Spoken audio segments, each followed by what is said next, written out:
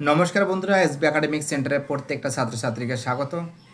দেখতে পাচ্ছ আমি ক্লাস 11-এর new syllabus and question paper sir প্রকাশনী রাষ্ট্রবিজ্ঞান নিমাই প্রামাণিক। আজকে তোমাদের আমি এই বইটা সলভ করাবো ফার্স্ট সেমিস্টার 1। তো দেখো, এই বইটা সলভের জন্য আমাকে প্রচুর ছাত্রছাত্রী রিকোয়েস্ট করেছে। দেখতে পাচ্ছ ক্লাস 11-এর। তো যারা ভিডিওটা দেখছো প্লিজ চ্যানেলটাকে সাবস্ক্রাইব করো, সমস্ত বন্ধুদের মধ্যে শেয়ার করো, কারণ তোমাদের সাপোর্ট, তোমাদের ভালোবাসা আমার একান্তই কাম্য।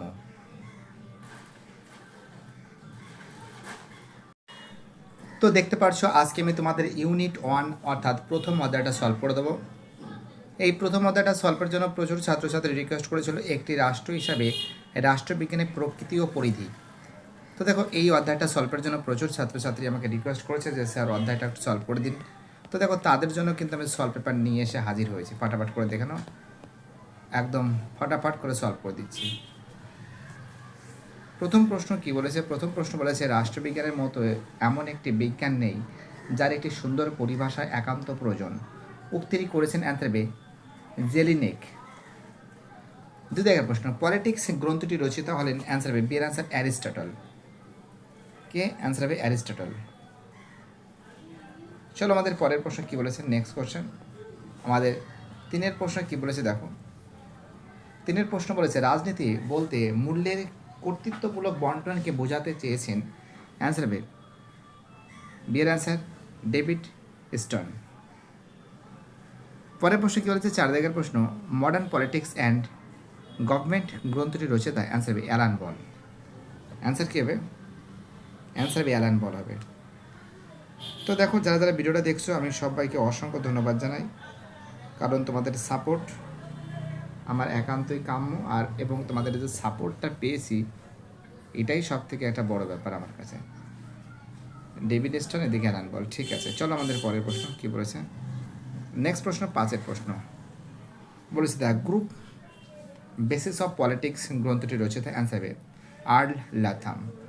The group basis of politics গ্রন্থটি রচিত কি? Answer Earl Latham. ছয়ের প্রশ্ন কি বলেছে?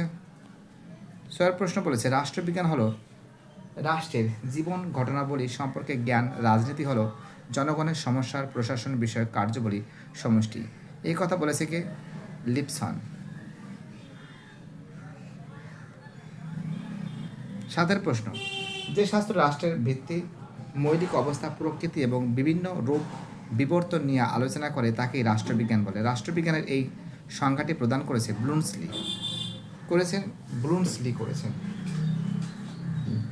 দেখতে পাচ্ছ খুবই সুন্দর প্রশ্ন, প্রত্যেকটা প্রশ্ন ইম্পর্টেন্ট। চলো পরের প্রশ্ন, আটের প্রশ্ন। রাষ্ট্রবিজ্ঞান হলো এমন একটি শাস্ত্র যা কেবল রাষ্ট্রকে নিয়ে আলোচনা করে। এই অভিমতটি ব্যক্ত করেছেন ব্লুমসলি। নয়ের প্রশ্ন, রাষ্ট্রবিজ্ঞানের সূচনা সমাপ্তি রাষ্ট্রকে নিয়ে, উক্তিটি কার? গার্নার। 10 প্রশ্ন, রাষ্ট্রবিজ্ঞান হলো সমাজবিজ্ঞানের সেই অংশ যা রাষ্ট্রের মৌলিক ভিত্তি, সরকারের নীতিসমূহ নিয়ে আলোচনা করে। এই অভিমতটি ব্যক্ত করেছেন পল জানে। 11 প্রশ্ন, রাষ্ট্রবিজ্ঞান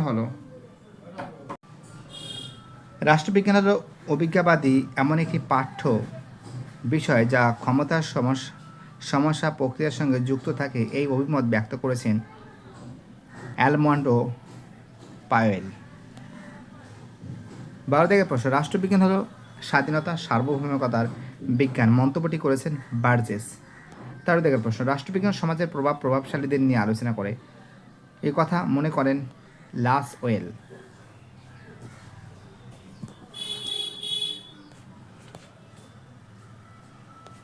চলো আমাদের পরের প্রশ্ন 14 দাগের প্রশ্ন। 14 দাগের প্রশ্ন বলেছে রাষ্ট্রবিজ্ঞান হলো সেই বিষয় যা সমাজস্থ মানুষের বিরোধীদের মীমাংসা নিয়ে আলোচনা করে। কথাটি বলেছেন অ্যালান বল। 15 দাগের প্রশ্ন কি বলেছে? রাষ্ট্রবিজ্ঞানকে মূল্যের কর্তৃত্বমূলক বন্টনের পাঠ বলে সংজ্ঞায়িত করেছেন ডেভিড স্টোন। 16 দাগের প্রশ্ন, ক্ষমতা শাসন ও কর্তৃত্বকে রাজনৈতিক আলোচনার প্রধান প্রতিপাদ্য বিষয় বলে মনে করছেন রবার্ট ডাল। 17 দাগের প্রশ্ন, রাষ্ট্রবিজ্ঞানকে একটি প্রগতিশীল বিজ্ঞান বলে অভিহিত করেছেন লর্ড ব্রাইস। 18 দাগের প্রশ্ন, একটি শিক্ষা বিষয়ক শাস্ত্র হিসাবে রাষ্ট্রবিজ্ঞানের যাত্রা শুরু হয়েছে 19বিংশ শতকে।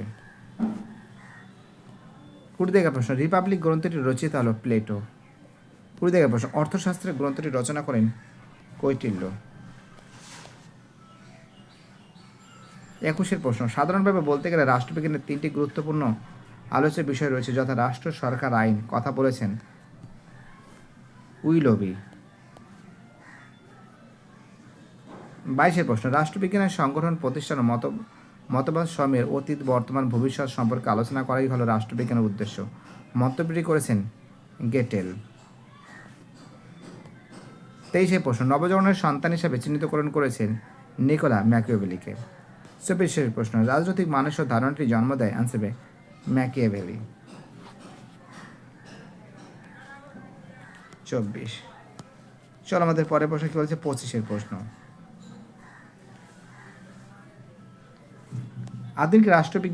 আধুনিক রাষ্ট্রচিন্তার জনক কাকে বলা হয়? ম্যাকিয়াভেলিকে বলা হয়। 26 প্রশ্ন রাষ্ট্রবিজ্ঞান বিবর্তনের ইতিহাসের সঙ্গে যার নাম অতপ্রত্যভাবে জড়িয়ে আছে তিনি হলেন ফ্রান্সিস লাইবার। 27 প্রশ্ন 1948 সালে সমাজবিজ্ঞান গবেষণা পর্ষদের সভাপতি পদে নির্বাচিত হন পেন্ডেলটন হ্যারিং। 28 প্রশ্ন কলম্বিয়া বিশ্ববিদ্যালয়ের রাষ্ট্রবিজ্ঞানের একটি সমতাদর্শী গোষ্ঠী গড়ে উঠেছিল অ্যান্সার 1880 সালে। 29 প্রশ্ন প্যারিসের আন্তর্জাতিক রাষ্ট্রবিজ্ঞানের সম্মেলন অনুষ্ঠিত হয়েছিল 1960 সালে। শূন্যস্থান পূরণ করো। আচ্ছা 29 তো আরও কিছু প্রশ্ন আছে পরে পেজে।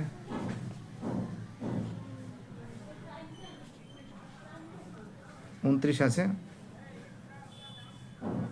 এক সেকেন্ড,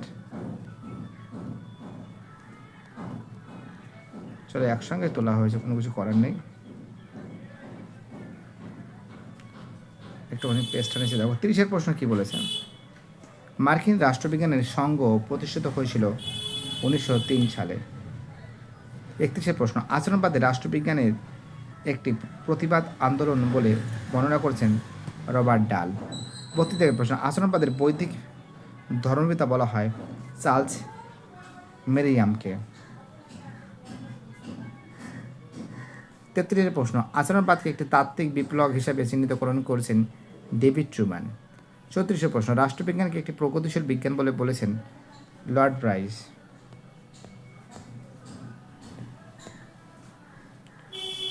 ড্যাশ হলেন রাষ্ট্রবিজ্ঞানের জনক অ্যারিস্টটল। 2 প্রশ্ন আধুনিক রাষ্ট্রচিন্তার জনক হল ম্যাকিয়াভেলি। 3 প্রশ্ন অ্যারিস্টটল ড্যাশ গ্রন্থে রয়েছে দ্য পলিটিক্স।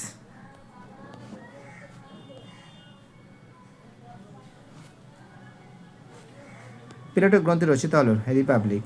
রাষ্ট্রবিজ্ঞানের বিকাশ নবজন্মের সন্তান হিসেবে পরিচিত ম্যাকিয়াভেলি। 6 প্রশ্ন রাষ্ট্রবিজ্ঞানের শুরু ও শেষ রাষ্ট্রকে নিয়ে কথাটা বলেছেন গার্নার। ড্যাল বলেছেন রাষ্ট্রবিজ্ঞান হলো রাষ্ট্রের বিজ্ঞান, গার্নার।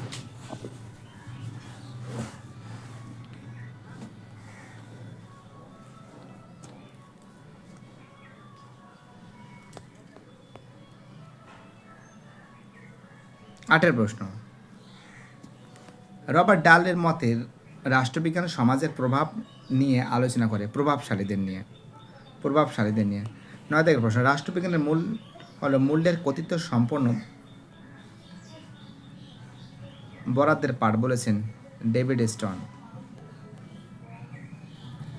10 প্রশ্ন ড্যাশের মতে রাষ্ট্রবিজ্ঞান সমাজস্থ মানুষের বিরোধীদের মীমাংসা নিয়ে আলোচনা করেন অ্যালান বল। 11 প্রশ্ন অ্যারিস্টটল প্রথম রাজনীতি বিজ্ঞানী বলে চিহ্নিতকরণ করেছিলেন ম্যাক্সি। 12 প্রশ্ন ড্যাশ রাষ্ট্রবিজ্ঞানকে নীতিশাস্ত্রের প্রভাব থেকে মুক্ত করেছেন ম্যাকিয়াভেলি। ড্যাশকে আচরণবাদের বৈদিক ধর্মপিতা বলা হয় চার্লস মেরিয়ামকে।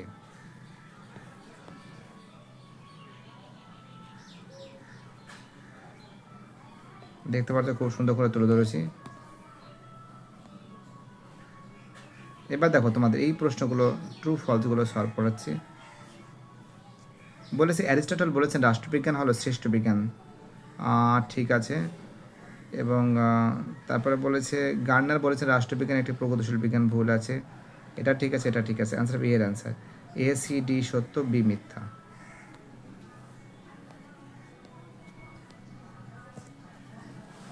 দুইয়ের যে প্রশ্ন আছে দেখো, দুইয়ের প্রশ্নের অ্যান্সার হবে সি এর অ্যান্সার। এ বি সি সত্য, ডি মিথ্যা। ডি মিথ্যা, এ বি সি সত্য। তিনের প্রশ্ন, তিনের প্রশ্ন দেখো, রাষ্ট্রবিজ্ঞান হলো সমাজের প্রভাব, প্রভাবশালীদের বিজ্ঞান। রাষ্ট্রবিজ্ঞান হলো রাষ্ট্রের বিজ্ঞান। এবার দেখো এখানে করেছে, কি করেছে।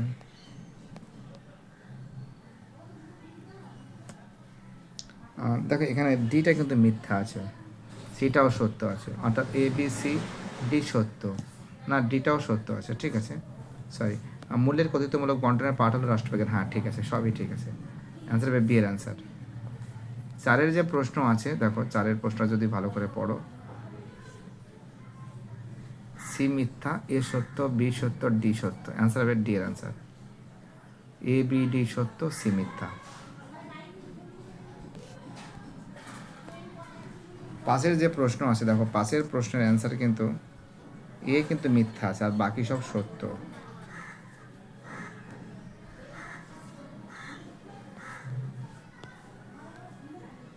ঠিক আছে,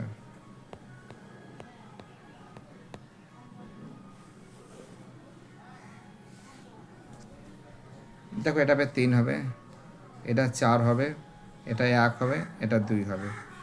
অর্থাৎ একের সি গ্রিক রাষ্ট্রবিজ্ঞানী হবে প্লেটো, আচরণবাদী রাষ্ট্রবিজ্ঞানী হবে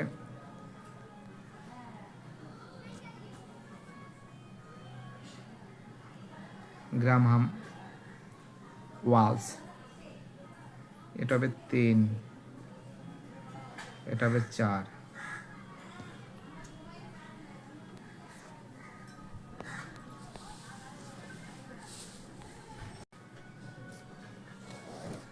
তো দেখো অ্যারিস্টটল হবে বি এর অ্যান্সার, পলিটিক্স গ্রন্থের রচয়িতা। প্লেটো হবে ডি এর অ্যান্সার, রিপাবলিক গ্রন্থের রচয়িতা। কার্ল মার্কস হবে কমিউনিস্ট ম্যানিফেস্টো গ্রন্থের রচয়িতা। লিপসেট হবে দ্য পলিটিক্যাল ম্যান গ্রন্থের রচয়িতা। অ্যান্সার হবে সি এর অ্যান্সার। অ্যান্সার কী হবে? অ্যান্সার হবে সি এর অ্যান্সার, ঠিক আছে। এবার দেখো 3 দাগের প্রশ্ন, অ্যান্সার হবে ডি এর অ্যান্সার। 1-এর ডি, 2-এর এ, 3-এর বি, 4-এর সি, ডি। 4-এর প্রশ্ন অ্যান্সার হবে সি এর অ্যান্সার। 1-এর বি, 1-এর বি, 1-এর বি, 2-এর সি, 3-এর ডি, 4-এর এ, সি এর অ্যান্সার।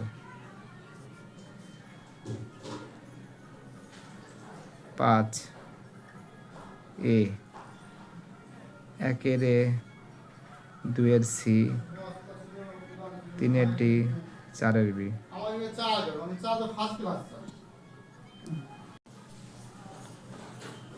দেখো এখান থেকে কিন্তু এর অ্যান্সার হবে এ ও আর উভয় সত্য, আর এর সঠিক ব্যাখ্যা।